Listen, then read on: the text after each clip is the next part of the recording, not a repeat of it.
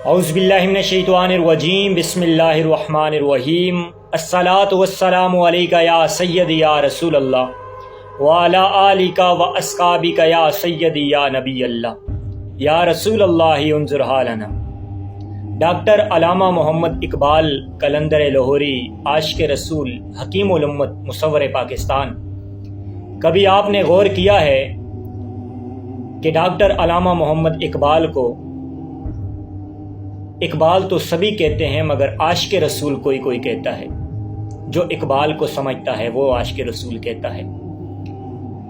اور بابا جی کو میں نے سنا ہے، کیونکہ اقبال کی سمجھ بھی اسی وقت آتی ہے جب اقبال کے ساتھ کوئی محبت کرتا ہے۔ اور اگر آپ نے بھی ڈاکٹر علامہ محمد اقبال کو سمجھنا ہے، عاشق رسول کو سمجھنا ہے، تو پہلے خادم حسین رضوی کو سننا ہوگا، اس کے بعد آپ کو اقبال سمجھ آئے گا۔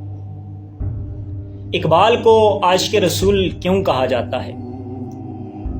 اقبال کو اس لیے عاشق رسول کہا جاتا ہے کہ اقبال کے سامنے جب نبی پاک صلی اللہ علیہ وآلہ وسلم کا ذکر ہوتا تھا، جب نبی پاک صلی اللہ علیہ وآلہ وسلم کا نام لیتے تھے، پڑھتے تھے، دیکھتے تھے، تو ان کے اوپر ایک رقت طاری ہو جاتی تھی۔ 2 3 منٹ ان کو ہوش نہیں ہوتا تھا، اتنی نبی پاک صلی اللہ علیہ وآلہ وسلم سے محبت کرتے تھے، عشق کرتے تھے۔ ہوا ہو ایسی جو ہندوستان سے اقبال اڑا کے مجھ کو غبار راہ حجاز کرے۔ پوری دنیا گھومے مگر اقبال مدینہ شریف نہیں گئے۔ اگر اقبال مدینہ شریف چلے جاتے، روضہ رسول کا سامنا کرتے، تو اقبال ادھر ہی مر جاتے۔ اتنے بڑے عاشق رسول تھے اقبال۔ اور عاشق رسول حکیم الامت فرماتے ہیں،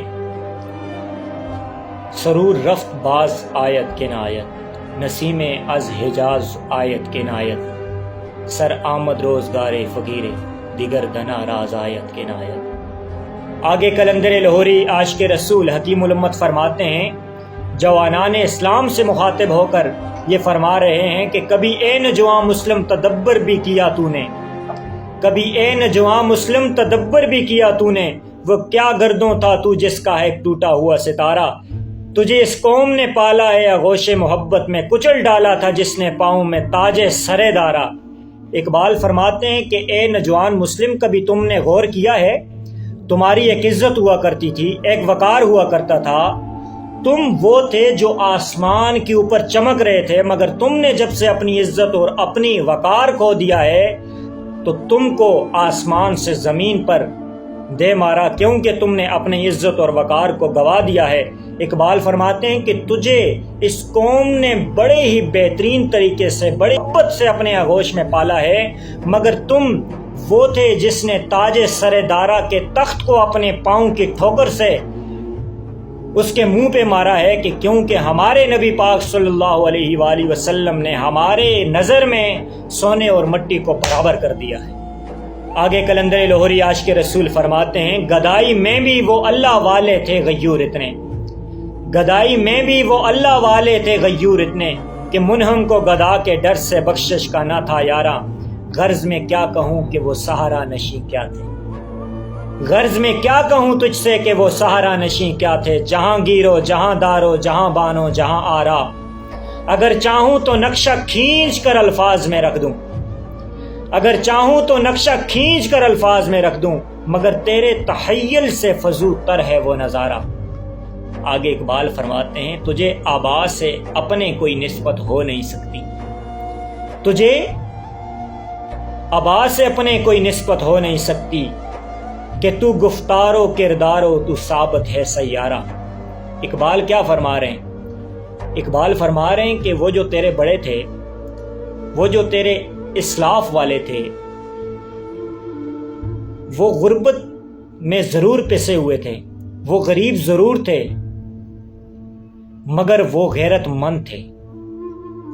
غیرت ہے بڑی چیز جہاں تگدوں میں، پہناتی ہے درویش کو تاج سر دارا۔ اقبال فرما رہے ہیں کہ وہ غریب ضرور تھے، مگر ان میں غیرت موجود تھی۔ وہ غریبی کی وجہ سے کسی امیر کے دروازے پہ نہیں گئی، کسی امیر کے آگے اپنا ہاتھ نہیں پھیلایا، آگے اقبال فرماتے ہیں کہ تجھے میں کیا بتاؤں کہ وہ صحابہ کیا تھے، وہ صحرا میں رہنے والے کون لوگ تھے، ان میں غیرت موجود تھی، ان کو نبی پاک صلی اللہ علیہ وآلہ وسلم سے عشق تھا، انہوں نے عرب سے گھوڑے دڑوائے اور کیسرا و کسرا کے دروازوں کو اپنی ٹھوکر سے کھولا۔ یہ تھے صحابہ کرام۔ اور آگے اقبال کہتے ہیں کہ تجھے میں کیا بتاؤں کہ وہ صحرا نشین کیا تھے۔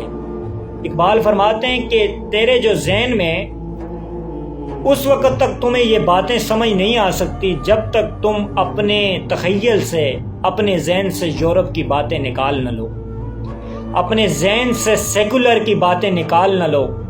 جب تک تم اپنے ذہن میں سیکولر لبرلزم کی باتیں ڈالو گے تو یہ باتیں تمہیں سمجھ نہیں آئیں گی، کیونکہ مگر تیرے تخیل سے فضو تر ہے نظارہ کہ تیرے ذہن میں یہ چیزیں نہیں آ سکتی کہ وہ صحابہ کرام اپنے پیٹ کے اوپر پتھر باندھ کر خندق کھودی،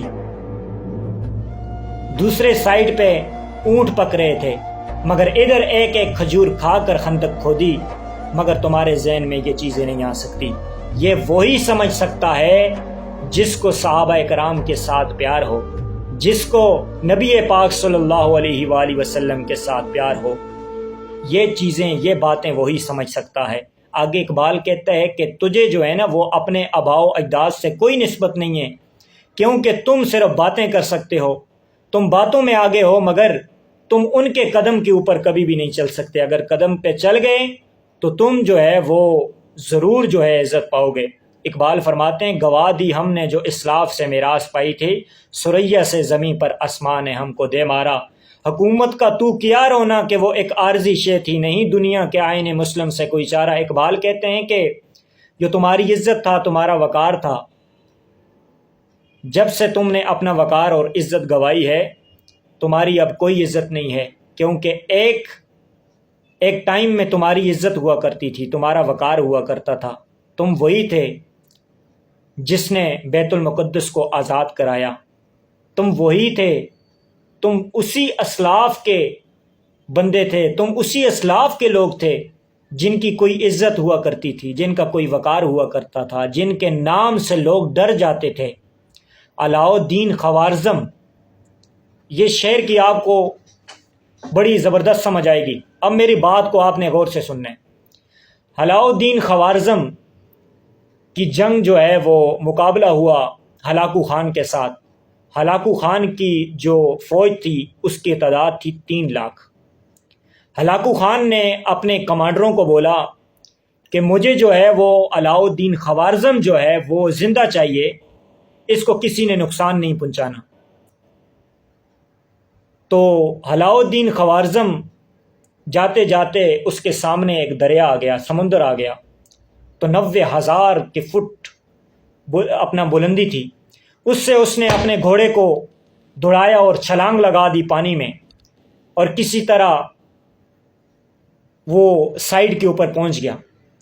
تو اس نے اپنی تلوار کو زمین میں گاڑا اور اپنی جو دستار تھی وہ کھول کر زمین پہ رکھی، اور جس طرح بادشاہ تخت پہ بیٹھ جاتا ہے اس طرح وہ بیٹھ گیا، اور اس نے ادھر سے سائیڈ سمندر کی دوسرے کنارے سے ہلاکو خان کو یہ بات کی کہ اگر مقابلہ تو بعد میں کرنا ہے نا، اگر تمہارے میں جگرا ہے، تمہارے میں دل ہے، تو تم اس سمندر کو پار کر کے دکھاؤ۔